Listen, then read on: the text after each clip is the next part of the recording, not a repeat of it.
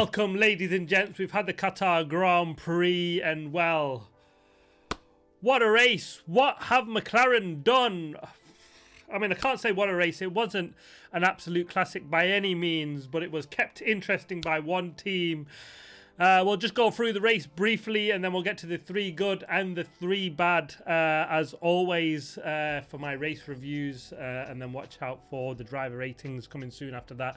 And then we head to the final, Abu Dhabi, which the championship goes down to the wire. Yeah, let's just jump quickly into what happened in the race. Max Verstappen, with a brilliant start, got himself up into 2nd place. Didn't need the dive bomb on Lando Norris. It was actually a really good move. Norris, on the dirty side of the grid, didn't get the start that he needed. Further back, there were some good moves. Lewis Hamilton made himself up 3 places, up into P14. Kimi Antonelli got himself up into P4 after a really bad start from his teammate. Dropped 3 places, did George Russell, down into P7. Some of the more dramatic changes. Carlos Sainz with a brilliant start, 2 places up into P5, and what a race it turned out for him from there. Fernando Alonso made up 2 places as well, up into P6, as did Nico Hülkenberg, who caused drama through his race, got himself up into P10, and it was him fighting Pierre Gasly to move up into P9, which caused the red flag safety car, and it was on, and it had to be lap 7, which was the only lap where, if it was a safety car, that would be the one where you could pit on, because it was 25 laps on the tires, on each tire from there onwards, and that would have got them to 57 laps. So it was perfect to ruin the strategy, and the only ones that didn't read the room there were McLaren, because everybody but Ocon Ocon realised a mistake, and they pit 1 lap later. Sadly for him, though, he got a 5-second penalty for his, I think it was speeding in the pit lane, and then he was out last when he decided to pit, but McLaren didn't, and it put Max Verstappen in the box seat. But the way it started, after the safety car restart, you thought, oof, McLaren, with their pace, had to show what they had, and the first lap after the safety car, they were both 2 seconds a lap faster than Max Verstappen. But as Max got his tyres in the right place, didn't push them too hard too early, which we've known with these tyres, if you do that, you basically just ruin them for the rest of the stint. And from there on, he just managed the pace, and McLaren couldn't run and get away and build that gap to Max Verstappen as they much craved. Oscar Piastri realised early doors on after his first stop that, actually, look, if I just carry on and just run towards the end, it's not going to work, this strategy, so we'll pit early, give myself a chance, and he got within 8 seconds of Max Verstappen. Max controlled the place absolutely brilliantly. And then we saw another mistake with them not pitting Lando Norris pretty quickly after that, because they let Carlos Sainz and Kimi Antonelli into Lando Norris's window, and both passed Lando Norris. And you would have thought, the pace that the McLarens had and Norris had, that it would have gone straight up to the back of Antonelli and Carlos Sainz and passed the pair of them. But boy, is Lando Norris very, very lucky that there was a small mistake from Kimi Antonelli, which is a real shame, actually, because I think it does swing the championship a little more in the favour, and it could be the small details that we're now picking up that cost either one, really, the championship, or save the championship for McLaren and Lando Norris. With that, the way that it ended, with obviously Max Verstappen taking a win, Piastri second, Carlos Sainz with a magnificent P3, Lando Norris P4, Antonelli P5, George Russell P6, Alonso P7, Leclerc P8, Lawson P9, Yuki Tsunoda P10, Alex Albon P11, Lewis Hamilton P12, Bortoleto 13th, Colapinto 14th, Ocon 15th, and Pierre Gasly 16th, the last of the run of the 4 DNFs of Nico Hülkenberg lap 7, Ollie Berman 46, Isaac Hadjar from a disappointing for him because he was going brilliantly well. Ippen P6 got a puncture right at the end. 2 laps to go, a DNF from him, and Lance Stroll on lap 56. I'm not quite sure what happened to Lance Stroll, but I'll pick up on that one for the driver ratings. But yes, as a back to the Norris Antonelli part, them 2 points that Norris gained by getting past Antonelli means that he just needs to finish on the podium in Abu Dhabi. And had it been he stayed behind Kimi Antonelli, he would have had to have at least a 1 or a first or a second place if Max Verstappen had gone on to win the race. But the way it's fallen and the way the results have gone, Oscar Piastri, he needs a massive miracle really from here, doesn't he? He needs to win the race, and Lando Norris 7th for him to be in a shout for the championship. It just makes it that much harder for Oscar Piastri.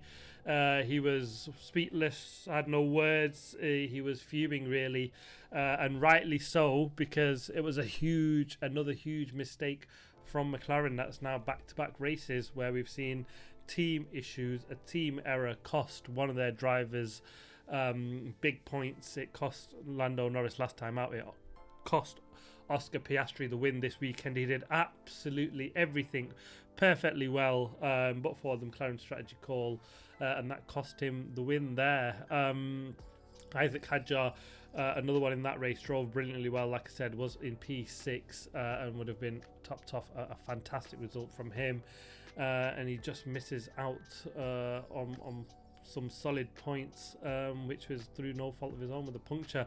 On to the 3 good. Well, I'm starting with Max Verstappen because he just did it again. He out of absolutely nowhere. He was nowhere in the sprint race, where he finished 6th last year and went on to win the race. This year, it didn't look likely at all.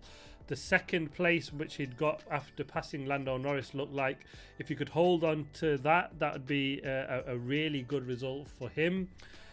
But the mistake from McLaren meant that he pitted under the safety guard, cut the cheap pit stop, and actually the transformation in the race pace from Red Bull from the sprint race to the main race was the big difference. And now he goes into Abu Dhabi with just 12 points behind Lando Norris, halved the point deficit in one weekend, and he needs a small little mistake from McLaren again. And with the pressure on this time, who's to say it won't happen, because there's a championship riding on that next race, and can Lando Norris pull that off for himself next time out? I mean, I'm glad it's gone down to the wire. A little bit disappointed that it wasn't that, you know, it was that Norris pipped Kimi Antonelli, but for that, if it was that the result that Norris finished P5 and Max Verstappen won, the chances would have been hugely in the favour of Max Verstappen to win it. Oscar Piastri 2nd and Norris 3rd were easily foreseeable next weekend. But as it stands, if it runs that way, you know, Lando Norris is still world champion with a P3. But boy, what a job Max Verstappen has done to get it this close and this tight, and he's stolen a win again.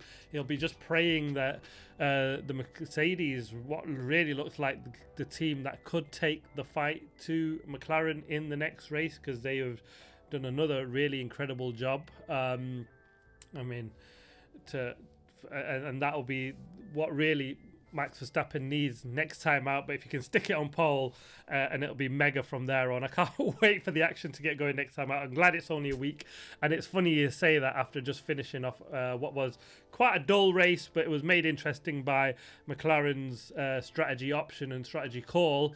And Max Verstappen, could he hold on and steal this title back? Because that will be absolutely what it is. It felt like he's stolen this race from McLaren, and he could steal the title yet, which just sounds absolutely incredible to sit here and say after the race in Qatar with just one more to go. He's still within a fight. There's only 12 points in it. Let me know your thoughts in the comment. Who's going to win the title next time out? It's a big one. On to the second of the three good. I'm going for Carlos Sainz. No surprise there. Another podium for him in the Williams. What an absolutely crazy drive. What a result from him. His pace, after the two McLarens came in and he pitted, that call from him and the team worked really well for him, got up into P4.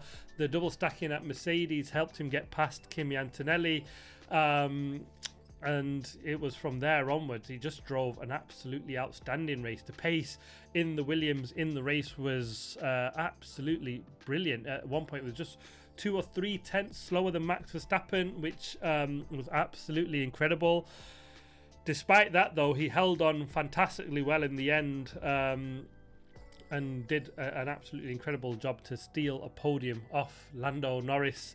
Yeah, got to hand it to him. It was absolutely brilliant. McLaren kind of handed it to him a little bit with the strategy call on Lando Norris's side of the garage, because Oscar Piastri got straight up the back of him and made a clinical move and got the pass done early doors. I'm not sure why Lando Norris struggled so much, but I mean, Norris struggled behind Antonelli, and that sort of buffer gave Carlos Sainz a little bit of breathing space towards the end, and he held on for a fantastic, brilliant P3. He's been flying of late. He's now just 9 points behind his teammate Alex Albon, I think in P8 in the championship. So be interesting in what happens within that Williams team, because he had a shocking start of the season, but his comeback in the second part of the season has been nothing short of brilliant, and another fantastic podium for him and the Williams team. It's a credit to the job that they have done as a team, and to Carlos Sainz for what a brilliant drive. Well-deserved podium for him. Third of the three good, and I'm surprisingly gone for Yuki Tsunoda. He got himself into P10 from P15, got himself into P12 after the safety car, and then made up another good couple of places, had good pace. And I thought that was a pretty solid job to take home some points in a race where strategy calls were really difficult after the first round. If you pit on lap 7, you know, your strategy was, there was no flexibility in it then, and then from there onwards, he drove actually a good race in where the overtaking was difficult. It was hard to get into the DRS zone. The DRS wasn't really that strong to help you even get up alongside the guy in front of you. So yeah, I think he drove a pretty solid race. He's had a much better weekend. It's a shame his qualifying was so poor for the main race, because that was been the big downer for him after what would have been a really, really solid race weekend for him. But he's glad he's picked up a point in the end. On to the three bad, and I'm starting with the McLaren and their strategy call. Why did they not pit under the safety car? It's a cheap pit stop. Everybody always does it. It was the perfect timing in terms of it's the first opportunity that you could pit to just take it to the end. And once you know everybody's got to pit from there on, the tyres are no longer an issue. You can push them hard. It's not like, oh yeah, someone's going to have a massive deficit of tyres to us. And when you know you can only do 25 laps on them, you can push them hard, as Red Bull did. And their pace on the medium tyres was great. On the hards, it was even better from Max Verstappen and McLaren. Yeah, really can't call this why they've done it again.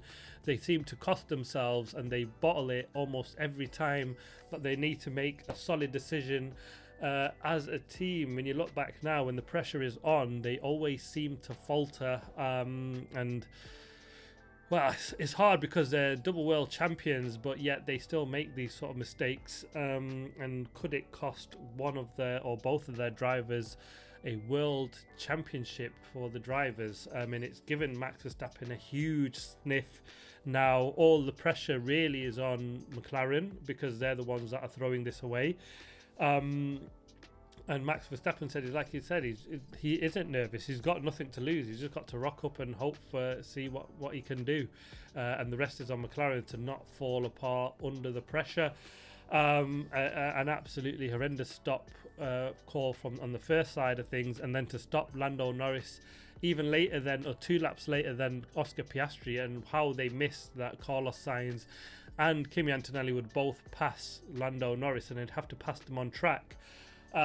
Something that they've struggled really to do to an extent. I mean, we'd seen Oscar Piastri cut through them like a knife through butter, but when it comes to Norris's side, he was seeming to struggle with some sort of issues, not quite the car he'd had earlier in the weekend underneath him by the looks of it. It was a huge mistake.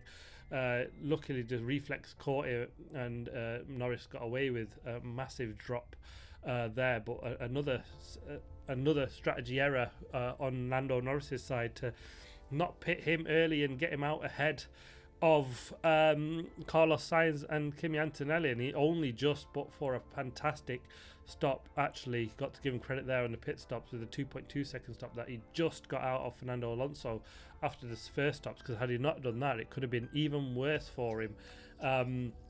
So yeah, an absolute shocker from the McLaren strategy team and the McLaren team on that side. And second of the three bad, I've actually just gone for Lando Norris. P4 should and could have been P5, but for the mistake from Kimi Antonelli, and we probably just go and hand him a massive gift. She should, Kimi Antonelli, for that, because it just makes life a little bit easier in Abu Dhabi, because otherwise it would have needed a first or a second to hold on and win for the title if Max Verstappen was winning. And it's anybody's call now where his pace had gone. I'm not so sure. He had mistakes in him. He was not really decisive on the strategy calls like we've seen. And he's, a 10-point difference would have been massive, and you'd have thought not the favourite, because Lando Norris has got a 10-point lead still, and that's not nothing, but the way they've been driving and that pressure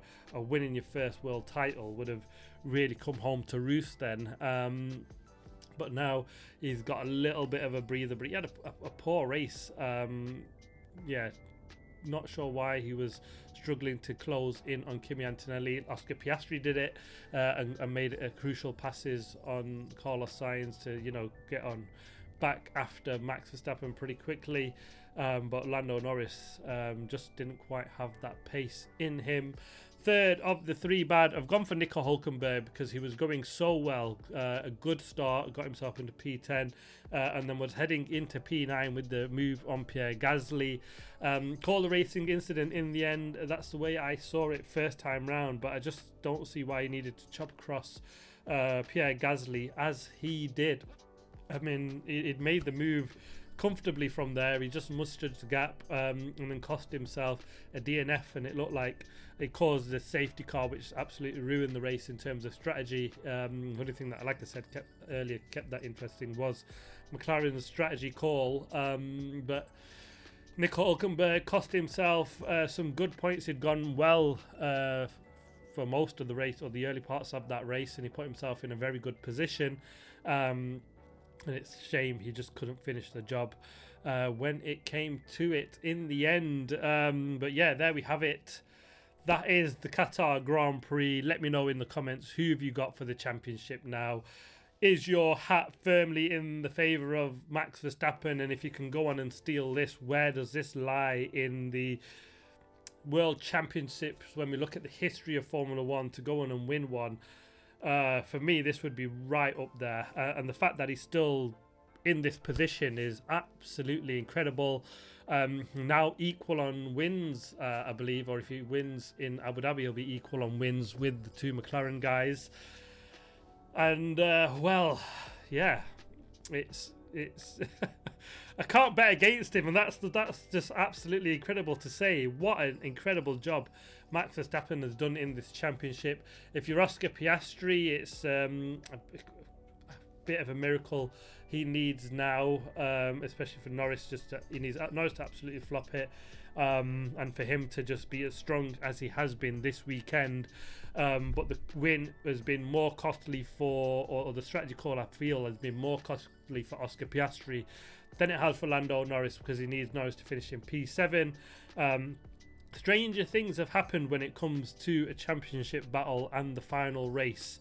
We've seen Lewis Hamilton when he did it for McLaren, where he just beat Timo Glock up the hill in Brazil on the final lap. It looked like for all the world he would have comfortably been in the top positions, but when it comes to it right at the end, anything can happen. Fernando Alonso has lost it for Ferrari, where solid wins or solid points beating one driver would have done it, but he pitted and they came behind Petrov. I still remember it, and he was stuck behind him for an absolute age, and that cost him a championship. So it's happened to the greats, and well, could it happen to Lando Norris and Max Verstappen steals it next time out? I guess we haven't got long to wait, and that is the nice thing about this championship. I mean, it's got 3 triple headers, and we head into the final race of the season. It should be absolutely mega. I can't wait for the action to get going. I'm going to try and get a final live race done. You can watch along for the final race. I'm trying to get that set up for the final race, so watch out for that. I'll give news on that later in the week if I can get that set up. Watch out for the driver ratings, and then for the preview of the Abu Dhabi Grand Prix, the finale. Well, it goes down to the wire. Who have you got? Who's your money on? Is it Max? Will Lando Norris hold on? And will now the outside chance, I've called it, as Oscar Piastri somehow come back and take the championship? All 3 are still in it. All 3 need something special to go their way, apart from Lando Norris, who still is in the box seat. He just needs everything to fall right for him next time out. But as we've seen before, it's never that straightforward. Let's see what happens next time out. Sorry for kicking the camera, but I'll see you on the next one. Thanks for watching. Please like, subscribe, comment. As always, see you next time.